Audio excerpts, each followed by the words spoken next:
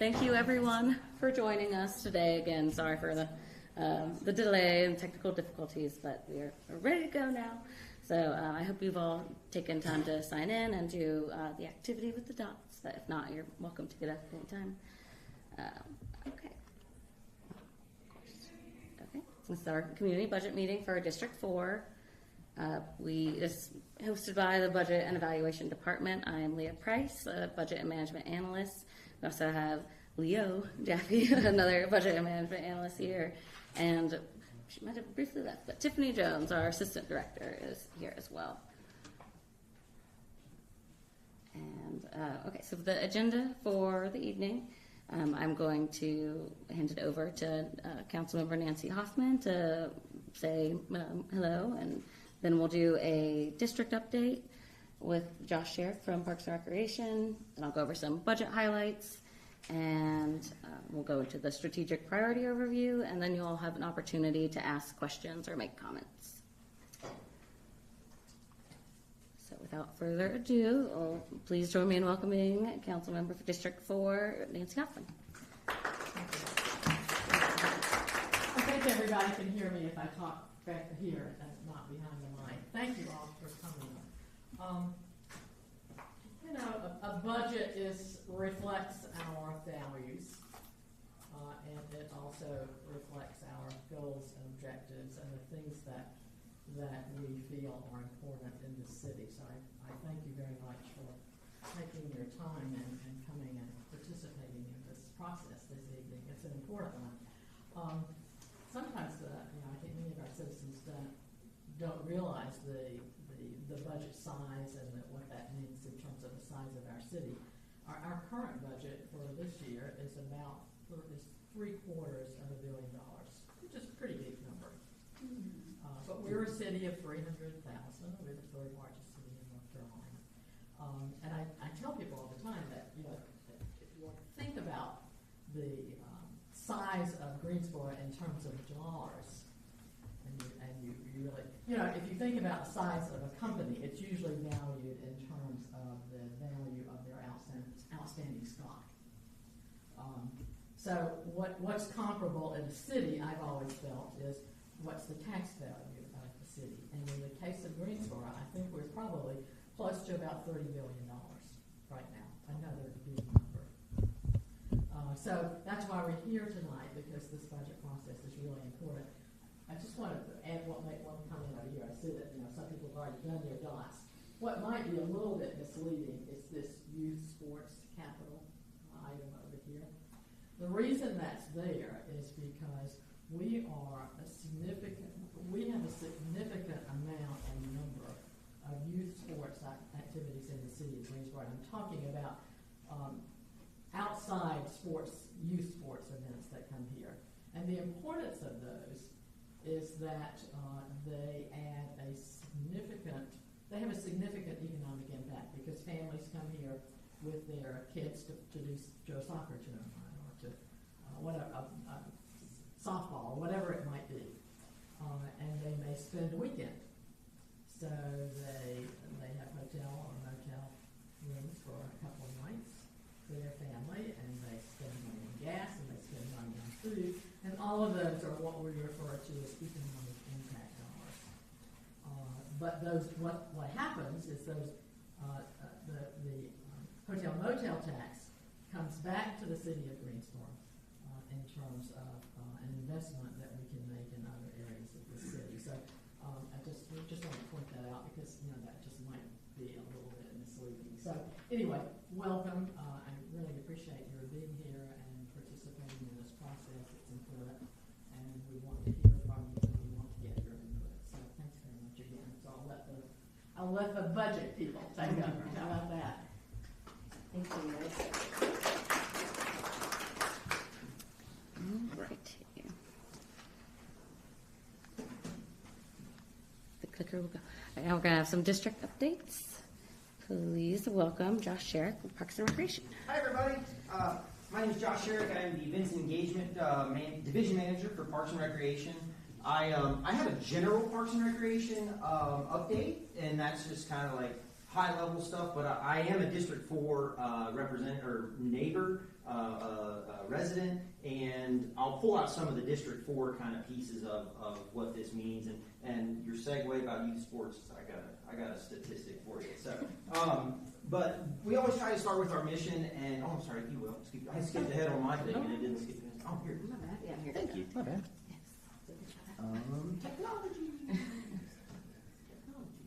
We start with our mission and vision all the time, and we basically summarize everything we do in Parks and Recreation under our general guided values for the city. We try to be very inclusive. We try to provide a diverse outlay of like leisure opportunities along combination with like open spaces. But if y'all don't know anything about Parks and Recreation, we have so much to brag about. But and I'll continue to brag as we move forward. But we really try to bucket everything with enhancing, expanding, or connecting.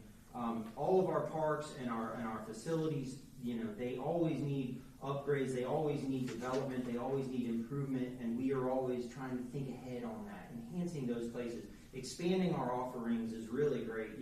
We've seen some incredible expansions lately with things like pickleball and mountain biking and different things we never thought we would be into that we are. And then totally like connecting our community. That's really what we try to say, both physically with like greenways and trails, but also just having places for people to provide enrichment to one another. So by the numbers, as Nancy was alluding to, we actually brag about this a lot. Those sports events, whether they're youth sports focused or adults or whatever, they provide about $59 million of economic impact every year. So that's that economic multiplier number when these folks come in. We have 22 fields up at Bryan Park at the soccer complex, right? Like, they'll have a tournament sometimes where there's over 300 teams traveling here to play soccer. 300 teams. Well, what's a team? Well, that's 30 players, a bunch of parents. They have to find a place to stay. They have to find a place to eat. They're going to be here all weekend long. That's really impactful. And through youth sports, we do see a lot of that impact. I'm not going to cover everything. I do want to just mention we had 3.7 million park visitors last year.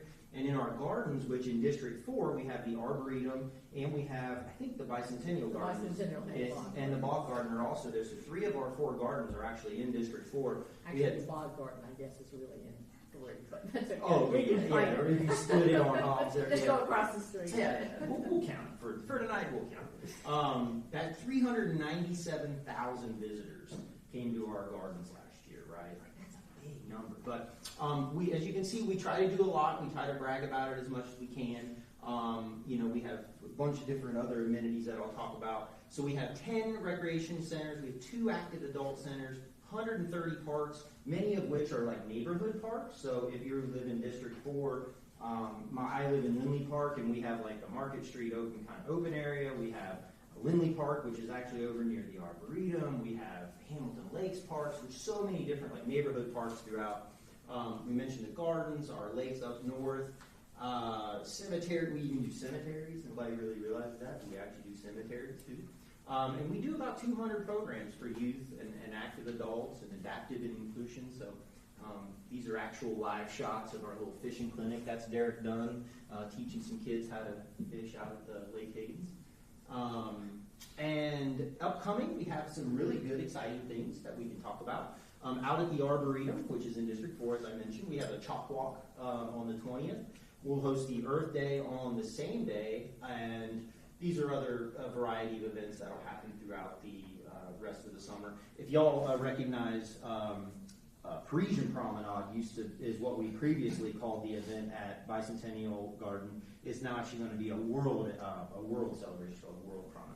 So these are just a few of the events, and then we culminate our year off with Parks and Recreation Month in July, and we have this thing called Adult Recess, where we bring adults out to like the spray ground areas at Barber Park, and it's a total like kind of adult-friendly experience. So we're really proud of what we do in July. We have a new event actually at Gateway Gardens this year called Make Your Way at Gateway. So it's a very hands-on and major type festival out at that space. So anyway, a lot of great stuff happening. These are just some of the things that are coming up. And then I have much more. So many of you may have heard of the Windsor Chavis Snow Co complex. How many people have heard of that so far?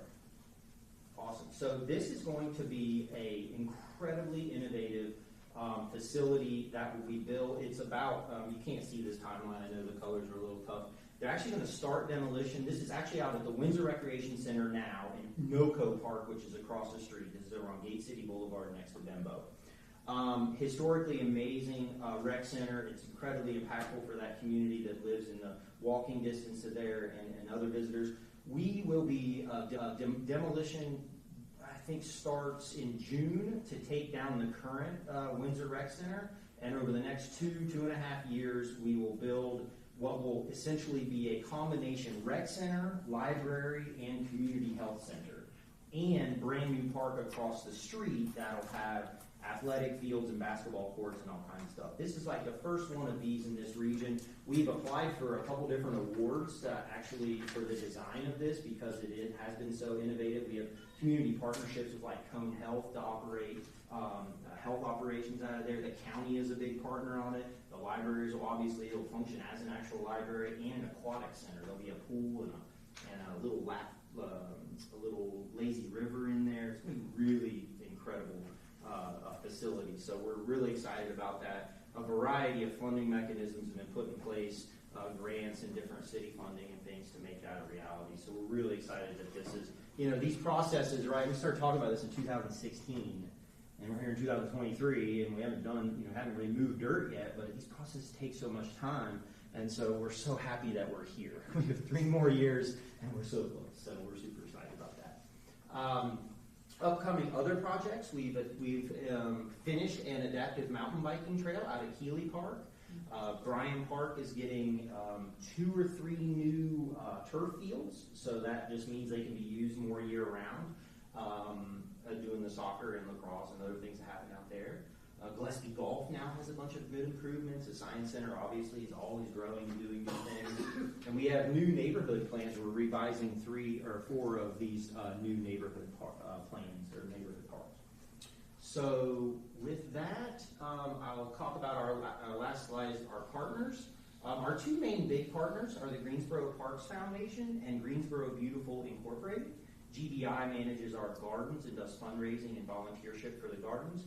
And Parks and Rec the Parks Foundation is sort of like our nonprofit fundraising arm that allows us to go out and get grants and accept funds through a nonprofit support angle.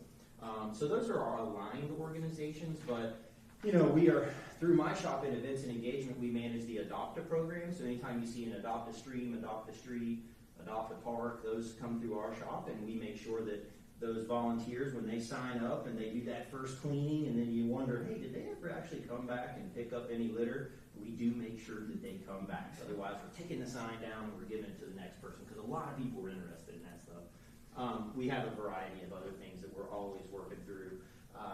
So these are just a summary of sort of what we do, and this is my contact information. If anybody has any questions or would like to follow up with us, you can follow us here. We always encourage folks to follow us on the social media platforms. If you do that, that's a great way to connect with us. We do newsletters every month. We do a guide. We actually still do a printed guide of all of our programs. We do that biannually for the winter, spring, and then fall and summer. So with that, I entertain any questions.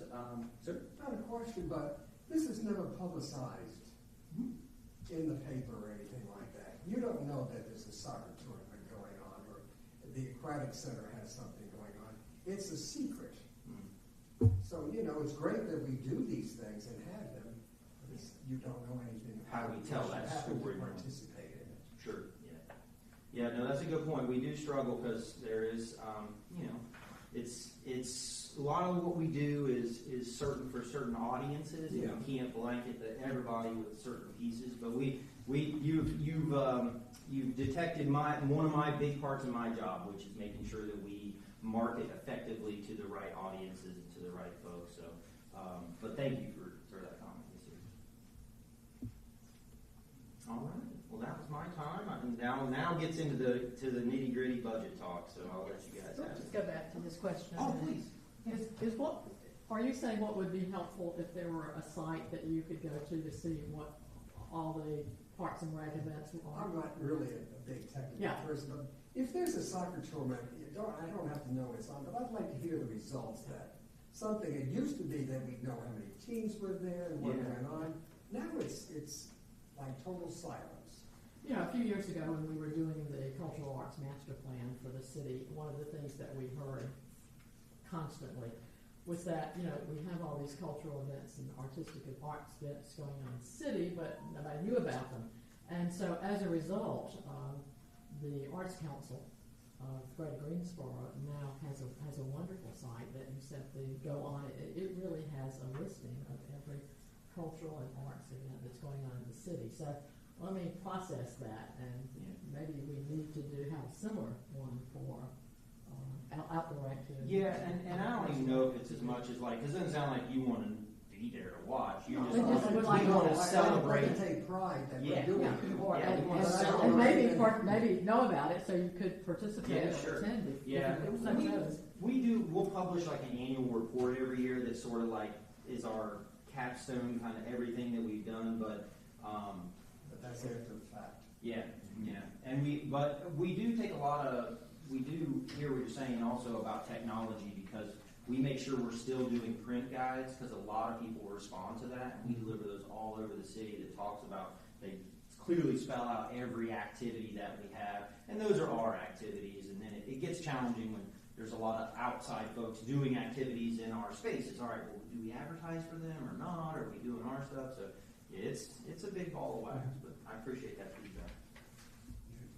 Channel 2 has an hour every morning from 9 to 10 where they're just, it's local and they chit chat, but get them to have some segment every Yeah, day. they do. There's something that's going on. Maybe I Yeah. miss it, but. Yeah, no, we do. We visit, I'm not sure if it's Channel 2. I know we do Fox 8 often. They are very receptive to having us in. They actually sponsor our MUSEP series over the summer. But we do. We were on the news the other morning talking about an athletics event that we have coming up, some camps and things. So they're receptive to it. They love content, and we definitely try to get out there as often as we can. And they're pretty cool about coming out to us, too, when we do press conferences and stuff like that. That's the good old-fashioned passive way you sit there and get the information. We get out there as any way as we can. Yeah, we try not to focus just on social media, which is a common kind of fallacy. Not everything's on social. I don't do social media, so I don't. I know a lot of people find their information different ways. Well, thank you all so much for having me. Appreciate it. Thank you, Josh. Here's your clicker. Yes, thank you. It works. I'm trying. Okay. Apparently, I gotta get it in just the right spot. Okay, first we're gonna go over some budget highlights now. I need to find the sweet spot for where to hold this clicker. All right, so what is a budget? Budget is a proposed plan for raising and spending money for specific programs, functions, activities, or objectives during a fiscal year. But it's also, more importantly, a prioritization tool. It reflects the choices about what a government will and will not do. It's a planning tool. We are able to project out future financing and issues on the horizon. It's a regulatory tool where it ensures that we are putting out a balanced budget as we are legally required to do, as well as providing other services and just ensuring that we are following all regulations for our budgeting and operations. And also a communications tool. It's how elected officials and city staff are telling residents how we're spending tax dollars and other revenue. So it keeps us honest. Let's see. Okay, now I'm going to show you a YouTube video that we worked closely with communications and putting together. So let me switch over here real quick.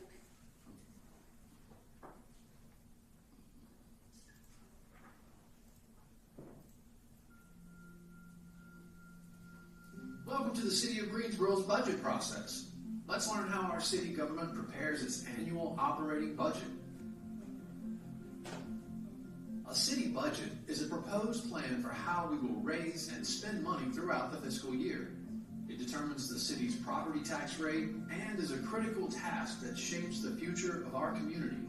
In Greensboro, about 40% of the city's revenue come from sales and property taxes. Another 30% comes from user charges, such as water, parking fees. The remaining funds come from various sources, including state and federal government grants. A little more than 40% of the city's expenses are for personnel. It takes some 3,300 people to support all the city's operations, from police to parks, waste collection to water service. The budget also covers operational costs, such as materials for treating our water supply and for filling potholes. The city also sets aside funds to pay down its debt, supporting the 10-year capital improvement program, which plans for more expensive projects like new buildings, fire trucks, and stormwater improvements. Here's how the City of Greensboro budget is developed. By law, municipal governments in North Carolina must adopt a balanced budget every year. The city's fiscal year begins on July 1st, but budget development begins months in advance. In the fall, the city's budget and finance officials begin reviewing forecasts to help look for changes in the economy that may impact the city's funding sources. Over the winter, city departments review their work plans for the coming year and submit service enhancement requests. These are essentially requests for additional funds to add new services or employees in the coming year. During this time, the City Council also meets to establish its budget priorities, which it expresses through policy decisions, budget guidelines, and recommendations. These priorities represent council members' values and aspirations of our community, and they are the guideposts the city manager and budget officers will use to further develop the budget. Throughout the spring, departments will present their proposed budgets for review. They will also review the capital improvements plan. After months of deliberations, in May, the city manager presents a recommended budget to council members. Then it's time for city council members to have more detailed discussions about their goals and priorities. By law, local governments must provide a public hearing on the budget. This time allows the public to give council and the city manager feedback on the presented budget. The fiscal year 2024-25 budget public hearing is scheduled for June 4th, 2024. Finally, the council will adopt the budget in June, just in time for the new fiscal year to begin in July. The council will also adopt a new capital improvements program, set the property tax rate, and adopt any new or adjusted fees during that same meeting. Want to try your hand at creating a city budget? Try the Balancing Act game, where you get to set your priorities based on the real city budget figures. Remember, your voice matters. Let your council members know how you want to see the city spend its money. Check out the city budget and the capital improvements program and play the Balancing Act, all at greensboro-nc.gov/budget.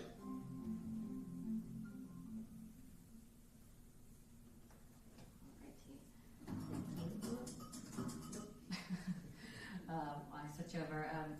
Outside of the annual budget development process, budget and evaluation also acts as an internal consultant for a lot of departments for things like management studies and working with departments when they want to kind of reorganize their structure. We work closely with what's now People and Culture, which used to be HR, Human Resources, when people or departments are requesting to add or upgrade positions that, when it's going to have a budget impact. We work on all of these things as well throughout the year. So we stay busy. The clickers doesn't want to be my friend. Okay. So what services does the City of Greensboro provide? Well, we try to group our services by service area. Public safety, of course, police, fire, Guilford Metro 911, our community services, things like parks and recreation, libraries, infrastructure, of course, it's going to be your water resources, solid waste, engineering and inspections, and then general government. This is going to be more of the kind of internal services and just everyday operations and our kind of some of our core activities as a city. So that would include budget, IT, who saved the day earlier with the TV, and our community, city clerk's office and executive, etc.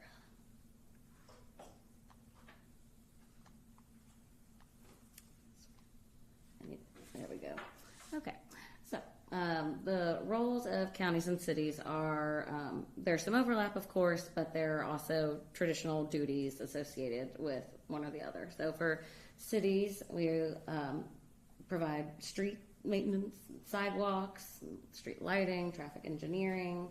Some cities provide water and sewer services, and of course, the City of Greensboro does. Counties, on the other hand, they are doing more social services, help with the court system, public health and public schools, and register of deeds. But of course, both cities and counties, particularly here, we both do parks, economic development, and law enforcement. Whereas, you'll see that the city has the police force and the county has the sheriff's office. So there's some overlap there, but certainly some synergy as well. Okay, and so here is a list of the services that Guilford County provides. Again, some of the things I've already touched on, like sheriff's office, public health, schools. They also handle the revaluation of properties and collecting property taxes and sales taxes.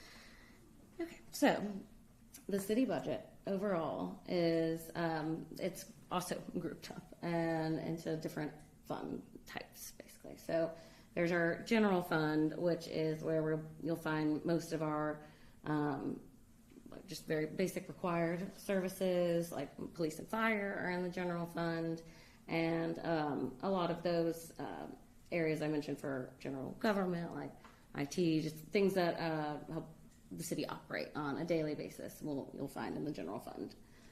Enterprise funds work more like businesses. So a good example of this is our Water Resources Fund. They provide water service for a fee. Those fees then come back to the Water Resources Fund as revenue, and those revenues then support the water service and keeping our water clean and just the whole operations of the Water Resources Department. And they are meant to be self-sustaining funds. So again, with water, the revenue coming from the service is what helps us or allows us to provide that service. We also have our internal service funds. This is it's essentially a way for the city to track our own charges within. So for our information technology, they have fees that they charge out to all departments for our Microsoft licenses. Or we also have our fleet, where departments lease vehicles through essentially Arm of Finance. Then we've got our debt service fund. This is where we account for funds that will be used to pay back long-term debt, like bonds. There have been many bonds passed in the past several years. And then we have our special revenue fund. So this would be, they are specific sources of revenue that are meant to be used for specific purposes. A couple of these have actually come up in talking for cemeteries as an example of a special revenue fund. Also have the Nussbaum Housing Partnership Revolving Fund and hotel motel tax. All of that, one of the fine print fees when you stay at a hotel is that tax, and when it comes back to us, it has to go into that hotel motel tax fund. And then we also have our special project funds, and these are they're not tied to our operating budget, which is it's that $751.3 million. It does not include any of the funds that are budgeted in these special project funds below. So these are generally going to be grant funds, some of the actual projects that come from the bonds, and and a lot of them aren't tied to the same fiscal year. So they just kind of operate outside of the city's main operations, but you will not see those budgets reflected in the adopted budget document, because that is showing off the operating funds.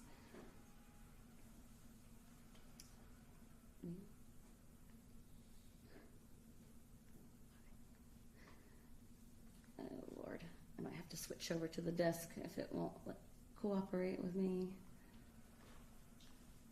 Okay. All right, I'm gonna switch gears. Is it telling me? Okay, yep, I'm gonna switch over here because it's giving me trouble, so bear with me, please. Okay. Alrighty, so, for all of these services we've talked about, how much do they cost? So again, we've got that big $751 million number for our entire operating budget. So that is the general fund and the enterprise funds and the internal service funds, all the things we just talked about with the exception of special project funds. 52% of our total budget is our infrastructure, and a lot of that has to do with, again, the water resources fund. That's the second largest fund, I believe, to the general fund. So it's a huge part of the city's total budget. Public safety is about a quarter of it, general government 10, community services 7, and debt service 6. And so for the revenues are coming from, the revenues are, if you look at a dollar as like the 100%, then 30 cents of that dollar are coming from user fees and charges. Again, going back to that water resources fund, when you're looking at the total budget, that's a lot of user fees that fund it. Of course, also property taxes, sales taxes. There's also intergovernmental revenue, so that could be something like PAL bill funds, or the county pays us for, helps pay for the libraries that we offer as the city, and shared costs for Guilford Metro 911.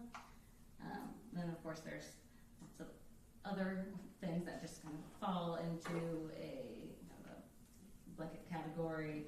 And then, of course, our fund balance.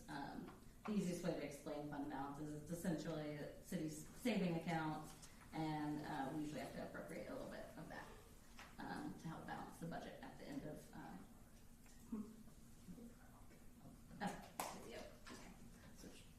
Adapted today. Okay. All right. So then, now we're going back to just the general fund. So this is now excluding the enterprise funds, the internal service funds, etc. So when we just look at the general fund, you'll see that now infrastructure has gone down to a little less than a quarter, whereas public safety ends up being about 45% of the budget. And then again, general government, about 11%, debt service 10, community services 10. Okay, and then when you start looking at the dollar bill for just the general fund, it's largely, the biggest piece of the pie is property taxes, whereas the user fees goes down to being, about 3 cents of the dollar. We also have our sales tax, again, still, the other categories, but you could see how it changes from user fees versus property tax and sales tax is the main takeaway here. Okay, and our city property tax rate right now is 67.25 cents per $100 of property valuation. That can be broken down into 62.75 of that cents goes to the general fund, 3.5 cents goes to the Greensboro Transit Agency, and 1 cent goes to the Nussbaum Housing Fund. So in this, the fiscal year we're currently in, the tax rate increased by 4 cents, but the year before that we had decreased it by 3 cents. So essentially there's been a net increase of 1 cent over the past couple of years. The tax rate changes a lot of times will occur around when the county does a revaluation.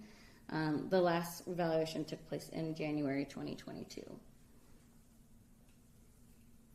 now we're going to talk about our strategic priorities, which, as you came in, hopefully you got a chance to do our activity, got to read the blurbs about our 7 priorities, and selected your dots. So we'll now, the whole purpose of this is right now staff has been working hard on creating this strategic framework as a 5-year focus on this set of priorities, and we're calling it a strategic framework because it's meant to kind of encapsulate and include all of the existing departmental plans, kind of bring them all together. Some examples, this would be Planning Department has their GSO 2040 comprehensive plan, and Parks and Recreation has Plan to Play. And so many of these plans have a 20-year outlook at least, and so this framework kind of helps break it down into 5-year bites, so budget can and everyone can kind of track it on a 5-year basis and revisit it as needed. And it also, having that 5-year horizon outlook helps connect it to the annual budget, so we can stay focused on long-range plans, and so that the budget can continue to be built with strategy and vision. Okay, so it looks like for District 4's top 3 priorities, 11 dots is abundance of attainable housing, and let's see, then we've got a tie for second and third place, I suppose, safest city and most connected city. You can see over the past few years where the city's been moving the needle on some of these priorities. With the safest city, frankly, we've been a national leader in the behavioral health response team, and it also can, it's not just about police and fire, it's also about the well-being of residents, and the safety means more than one thing. For most connected city, we've seen a lot of that one ties into more transportation and IT. We've been trying to spread accessibility to the internet, and you can see there's a lot of road work going around, but they're all improvements. So we're working towards making everyone be connected in more ways than one. And then, of course, the abundance of attainable housing. We've got the Nussbaum Partnership Fund, or Housing Fund, sorry. And then we have several of those special project funds are also working towards those goals, like the CDBG grant, which is the Community Development Block Grants. And you've seen things like the pallet homes, and trying to find ways to help the unsheltered population. Okay, so of course you are at the District 4 meeting today. We have one more tomorrow. It will be for District 5 at the Leonard Recreation Center. So we hope that you will join us there as well. I know we've got some familiar faces here tonight. Let's see, some other important upcoming dates for the public. On Tuesday, May 14th, is the manager's proposed budget. This is the initial take at the budget, and council gets their first real look at it, and then starts to tweak it from there. The public also has the opportunity to review that manager recommended budget, and you can come and have your voice heard on June 4th at the public hearing. And then budget adoption is scheduled for Tuesday, June 18th. All of these meetings will be right upstairs in the Katie Dorsett Council Chamber, and those meetings start at 5:30 p.m. Okay, so thank you for staying tuned for our presentation and bearing with us through some technical difficulties, but it's now your turn to ask any questions or make any comments.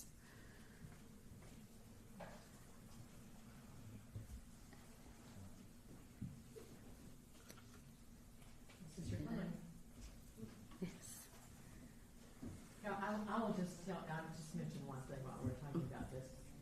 Something that has concerned me ever since I've been almost ever since I've been on council, and I've been privileged to represent District 4 since 2011. But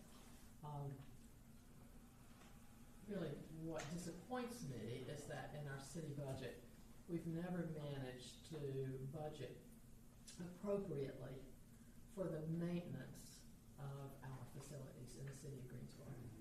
And this is both our public buildings and our parks.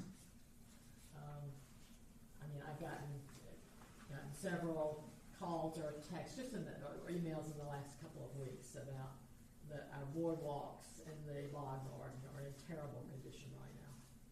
Our docks at Lake Townsend are really in deplorable condition. bridge on Elam Avenue that was part of the overall greenway was out of commission for years. And it was only because a private citizen came to me and, is he here? Oh, I see it. At any rate, we went out and together raised the money privately to fund that bridge being redone. That wasn't paid for out of city dollars. So that's sometimes really one of my pet peeves in terms of our budgeting process. But it's always great to build new and shiny. That's more exciting. But from my point of view, it's very, very important to maintain the facilities and the assets that we have. And we've just never budgeted appropriately to do that. You know, it's always a push and pull when you're trying to figure out a budget and balance it in terms of needs and what our revenues are. So that just not, I'll make that point, but hopefully you all have some other questions that you would. I have a problem with this Regency Inn project. With what? The Regency Inn. Yes. This sounds like confused, I want to say mismanaged. This is supposed to be for homeless, among other things. How do the homeless get there? I've never seen that referenced. It's on a bus line, so that's always one criteria in terms of when you're working or trying to determine a location for these kinds of assets. Really, so that I think that's on a bus line. So that Means the homeless are in a position to get a bus. Being homeless doesn't mean that you're totally without, some funding. So. Initially, it was supposed to be that first winter was supposed to be for the homeless, but the paper said it's been empty for a year and a half, so they never used it. It was used over a couple of winters, I think. And, I think we will get that situation ironed out sooner rather than later. I think we're going to be working with a private management group to do that, and it's actually going to become a much bigger project than it was initially. So I think we'll find that we have the right solution for that property as of this year, as of now, really. Yes. Let's talk to our budget people. Or whatever. I don't want to take over the floor. Yeah, no problem at all. I loved your point about shiny new versus maintaining. So first of all, my name's Terrell. I'm a community organizer with the American Friends Service Committee. I also live in District 2, so just been at a lot of these this last week with y'all. But we've been talking to people in the community since the new year about eviction, the rising rate of rent and how that's been impacting people. We've noticed that the biggest cause to eviction is non-payment of rent. So it's usually because the rent has gone up so high on people. So for instance, in 2022, there's 16,000 evictions across the county that were filed. What has happened since, with ARPA funds coming in, there is a project called Teams at the county. I don't know if you're familiar. So it's a project to help with some of those eviction cases. It stands for Tenant Education, Advocacy, and Mediation. So it gets them connected with legal aid support, mediation support, and for a time, rental assistance for the ARPA funds right now. But we're kind of looking at what we can do to supplement some of that work. Right now, it's only part-time funded, and they came to the city during the ARPA period, but they were not awarded any money to help with the expansion of that to be a 4-day program to help at every eviction court. So I'm curious in terms of when we think about budget and how we can maintain our limited stock of affordable housing that we have. Has the city thought about prioritizing preventative measures to help folks before they get evicted and experience homelessness? Because we also know that leads into that problem.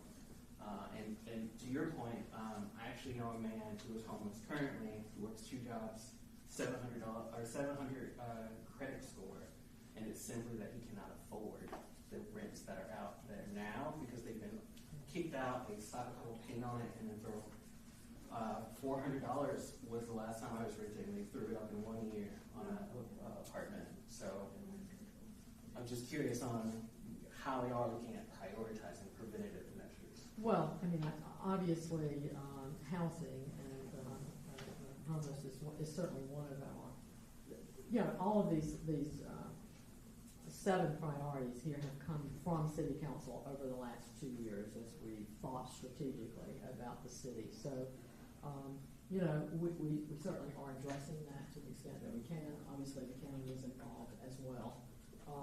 I agree with you. Oftentimes, it's just a matter of, if people can get through help with a month or 2 or 3 months of rent, it sometimes will enable them to stay. But more stay in importantly, their housing. the legal support that actually helps more people win their cases and stay in their homes, which actually keeps more affordable housing accessible, because if they get moved out, and those units get increased. I assume that you indicated this as a priority. And one of them, I didn't want to money every And, I'm hearing what you're saying, so I'll certainly keep that in mind as we're looking at this whole budgeting process. Thank you. Yes, sir. Another thing, Yes, all right. they're talking about adjusting the parking rates, the cost of parking downtown and all that. Somewhere there was just discussion about trying to get more activity downtown on the weekend. And to me, it's counterproductive to raise parking and want people to come downtown. Well, parking is free on the weekends. Well, not according to what they're planning. It depends. If we have something going on at the Tanger Center, there's a cost. Well, that's constant. Yeah. I think if you compare our parking rates in the city of Greensboro to Charlotte or to Asheville or to Raleigh, you will find ours very favorable, with the first hour being free. So, I would say with favorable, my wife and I visit a lot of cities by car and spend time. And in each case, we've always compared Greensboro to where we were currently, and Greensboro always came out on top. I wish it stays that way. came out on top overall. No, better. In terms of livability. Okay, great, that's good. Rather- I like hearing that. I agree. I think we are the most livable city in the state with the greatest assets. I think our Parks and Rec department our facility, our Parks and Rec assets are, I think, greater than the city of Raleigh and Charlotte, as a matter of fact. And so, I think we have a lot of assets that make this a really very affordable and a very high quality of life for most citizens. Somebody else. Nancy, your comments make me think that you are thinking that rental assistance is something that could be very helpful here. So I'm really gratified to hear that. I know that in the past that we've used federal money to help with that. And that money's gone now, but I think something like 2,600 families have been supported and helped with federal It was dollars. particularly helpful during the COVID. Absolutely. years. COVID is kind of over, but the economy is still a train wreck especially for low-income folks. And I think the point that Terrell made and you made, that the churn of people being turned out of their houses because there's a short-term need for them to get legal help, to stop an Well, I think eviction process. even most landlords will tell you they would rather not have that turnover. Oh, I wish I believed that about most Really? landlords. There's Oh. the way the rents Yeah. have been increasing. 30%. There's been 30%. The cycle and the speed with which this is happening, there's definitely a subgroup of landlords who are using eviction events to allow a new opportunity to reset the rent structure and reset the level of the rent. I guess what my question is are there places in the budget, both on the revenue side, like are you looking for more federal dollars or state dollars to help with rental assistance programs Somebody on the take revenue notes here? side? Yeah. And on the expenditure side, are there programs in the budget that would be a reflection of permanent rental assistance programs that could make a huge difference in interrupting the cycle we've been talking about? Okay, obviously we're gonna, that's why we're here, to listen to what you feel our priorities are here, so, thank you. Yes? One, I want to just remind us that RUCO has existed in the city, and I really hope that it can exist again. Just want to say that. Yeah. And I would. We may have to talk to the legislature on that one. I mean, talk to them. That's part of the job. And I would like to bring in my friend Lansford Williams. I saw his picture outside as I was walking in. He was murdered on the streets a year ago this month, and he had been experiencing homelessness to some degree for about a decade at the time that he was murdered. And so I'm curious what the city has done as far as looking into the cost of what it actually costs to support one person who's experiencing homelessness, and how to move them out of homelessness and out of that cycle. And I'm curious if you've looked at how other cities have been able to save money by actually investing in supporting people staying in their housing units and getting people off the street into new. Yeah, I mean, we know it's certainly preferable if we are able to do that. I will tell you that right now, for instance, even our hospitals, homeless are going to the emergency room as a place to stay or to be. We're getting feedback from coming right now in terms of how much they are being affected by this sort of thing. So we're hearing you. So this is obviously going to continue to be a priority for us in terms of listening to you and seeing how we act upon that.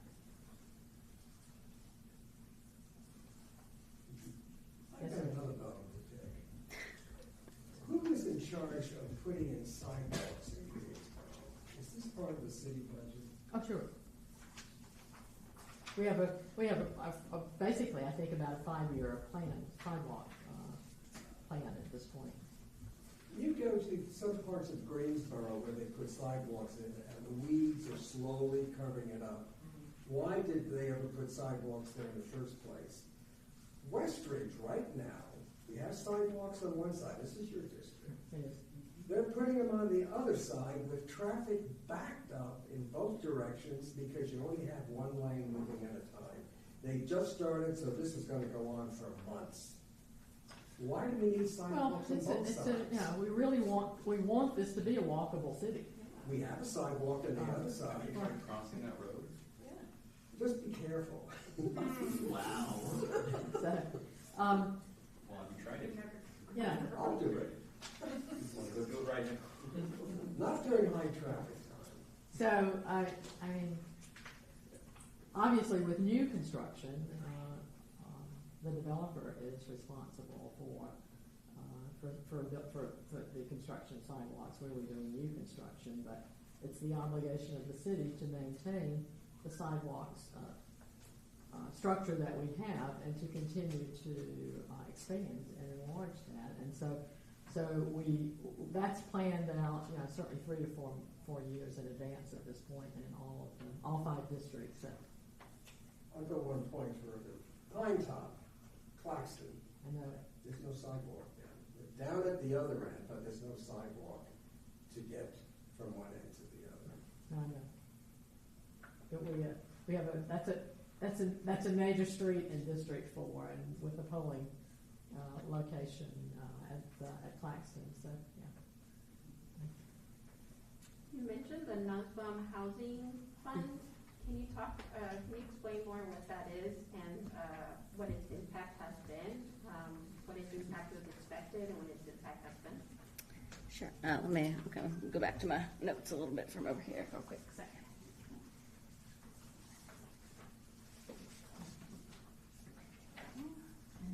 I'm sorry, I don't know what's on my head, but it's very much attached to our Housing and Neighborhood Development Department, and also the operations for a lot of the programming, certainly going to support unsheltered population. Let's see, I'm sorry to just continue to hand this down, but let's see. Sorry for this. I have got some notes on here about helpful information. confirmation for a fund specific to unsheltered population. Okay, let's see. Again, I'm sorry, I'm struggling to find the specific activities that occur in the Nussbaum Housing Fund. Tiffany Jones is trying to speak to it. She's looking at me. But also, again, there's many funds that end up supporting our unsheltered population and housing in general. So it's there's so many facets to it. But. Yeah. So the Nussbaum Fund in general helps support housing initiatives in general. We recently, in the last year or two, increased the amount of funding that goes to that fund from a 0.5 cent to a full penny to help support those initiatives. And that fund uses those dollars to help or partner with community organizations to carry out various housing initiatives. There's also portions of that fund that helps with rapid rehousing. So if someone is evicted or finds themselves in a situation, there are resources within that fund that can help support those programs. And so, I think that Housing Development Department puts out an annual report that highlights some of those initiatives and their accomplishments within that report. And what we will do is, as we're collecting these questions, we're going to post a Q&A on our website that answers in more detail some of these questions. And so we'll be sure to link that information as far as some more specifics about the program and activities that come out of that fund. Thank you, Jen.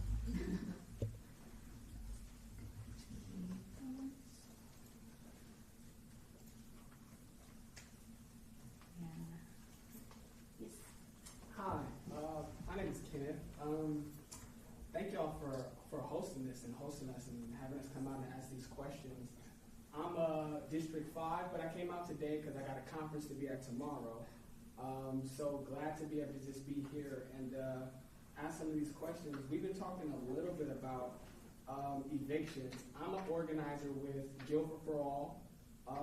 And one of the things, we scanned our membership base and did surveys and interviews, and housing is one of those big things that's just affecting everybody all around, no matter what district you're in.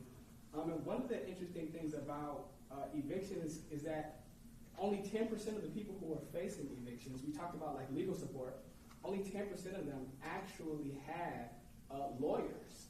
And a lot of times they were getting evicted over maybe a couple $100 or being a couple days late and just didn't know that they could ask for a continuance or didn't know much of the basic information that could just help them avoid an eviction that could give them 10 days longer being housed, where they can maybe scramble up the money and avoid the eviction altogether and maybe add less of a strain to our system in terms of our homelessness population and just evictions in total. And so, the question that I have is, how could the city inform tenants of their rights and connecting them with resources around this? Like one thing we asked the county, we went to one of the county ones, we asked, is it possible for the sheriff to deliver a packet of information about how to avoid eviction or some of the resources that are available when they're serving the eviction notice? And so how can the city help play a role in that? What resources or ways to get that out could be helpful?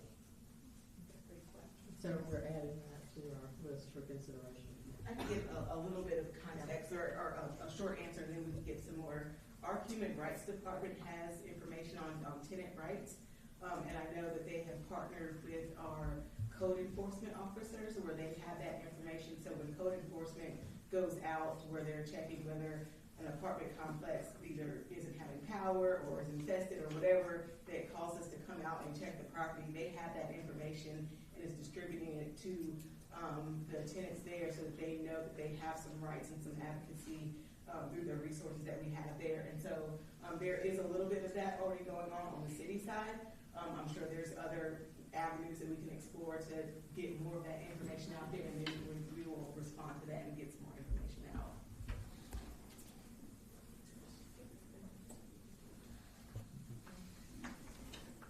I'm also curious about the easiest place to do business category, and I'm curious about what how the city plans on retaining and bringing in more small, or allowing the growth of more small businesses as opposed to the strategy of bringing on and bringing in outside businesses.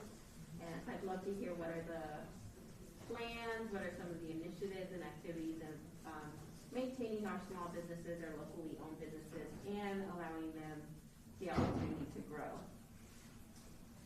You know, that primarily refers to, you know, when any construction project is going on, be it residential or commercial, there's the whole planning process that goes through our planning department, which really has to approve construction plans and all of those kinds of things. And so that primarily sort of we were thinking in terms of streamlining that process. So in other words, make it happen as quickly as possible, because when you're involved in construction and something new, time is always money. So the longer it takes you to get started or to get something done, that's costly. But I think your reference is primarily in terms of small business. You know, we'll make a note of that. I'm not sure that I've ever had anybody, I'm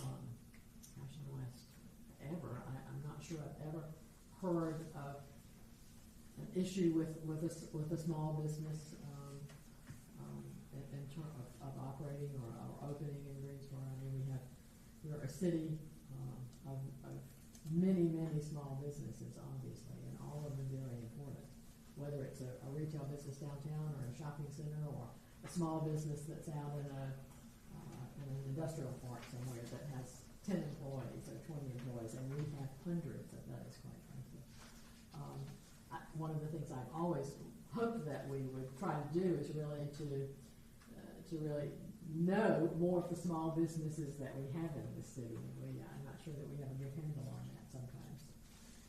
But I hear what you're saying. So we certainly need to keep that in mind, as opposed to just somebody who's building a hotel or who's building 150 new apartment units or whatever. Let me also add, if I can, I'm Larry Davis. Yes, Larry is our assistant city manager. Some of you may be familiar with a local firm called Piedmont Business Capital. We do work through them. We provide funding to them. They make loans to businesses, primarily small businesses that may otherwise have difficulty getting funds through traditional means. And so that's one of the ways that we're trying to support. We help fund Piedmont Business local small business. So that's funding for people who are starting a small business or who are expanding or whatever, for them to be able to get a lower interest loan than they can get at a bank. Thanks, Rick. I have a follow-up, 2 questions about that. How big is the loan fund at Piedmont Business Capital? Well, we recently made an award of $2.5 million, but we're not the only funder. Right. So I don't know what They've increased the amount of dollars that they've had. I don't know what their total assets is, but 6 or 7 years. Sure. Significantly, as a matter of fact. So they have. They're a very important resource in the city for small business. And then the Department of Economic Development, that may not actually be its name, but we have what.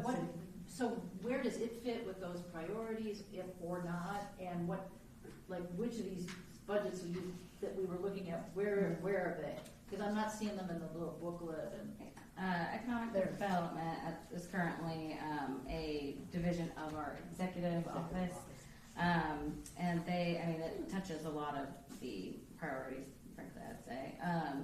But we're trying to bring in, a lot of it is, new hubs of recreation and entertainment, and bring in more housing, and it touches a lot of areas, but yes, it is housed in the general fund and the executive department. Thank you. I think probably about time for anyone else has got one more question or said, Well, I get all your input that you have, so. all right. Thank you. Thanks, everybody. I mean, I'm serious. You could be home or somewhere doing something else tonight, and I appreciate your being here. It's really, it's good to hear from you. We need to, so that we understand what your areas of concern are, what your priorities are, and, most of what you've been talking about, certainly fit within the strategic areas that we've identified as council that we see for the city. So we will, we will take all of this very seriously as we work through this next budget. Larry, you have anything to add? Well, at the risk of muddying the waters, I will add one more comment. Sure. For folks who go online and read the city's budget document, first of all, thank you. It's amazing people actually do that, so thank you for doing that. One thing to keep in mind is that document focuses on what we call the operating budget, and that's the salaries and the benefits and the lights and the gas and all that kind of stuff on a kind of a daily basis. But we also have a separate what we call a capital improvements program. That document is also online. I recommend you check it out as well. When you go to the Housing Nussbaum Fund, it's $3 million, give or take.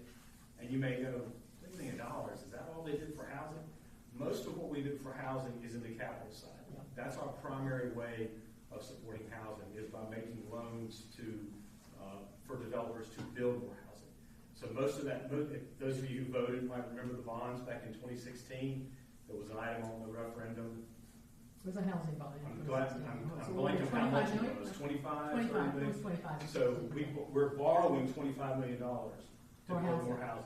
You don't see that when you open up an operating budget document. And that's on us for not telling that story a little bit better. But I just want you to be aware that when it comes to housing, that's our primary player in the game, is underwriting the construction of low and moderate income housing. And most of that happens when we put it on a bond referendum and a majority of voters, like yourselves, say yes. Well, thank you very much again. I appreciate it. Thanks for all the good notes. Yeah. You always need a good scribe. Yeah. Hope it's like